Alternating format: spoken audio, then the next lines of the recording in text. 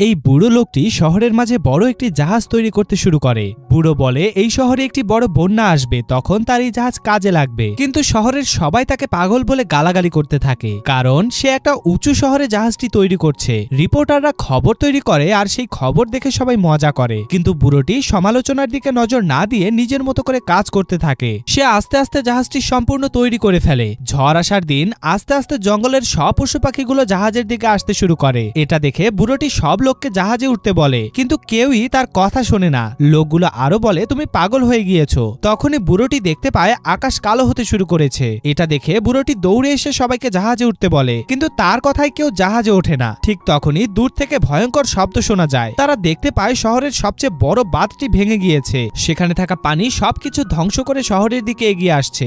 এটা দেখে সবাই ভয় পেয়ে যায়। সবাই তাড়াতাড়ি জাহাজের ভেতরে প্রবেশ করে। মুহূর্তের মধ্যে পানি এসে শহরের সবকিছু ধ্বংস করে দেয়। বড় বড় দালান ভেঙে ফেলে, কিন্তু বুড়োটির জাহাজের তেমন কোনো ক্ষতি হয় না, যার জন্য জাহাজে থাকা সবাই বেঁচে যায়। এটা দেখে সবাই বুড়ো লোকটিকে বাহবা দিতে থাকে।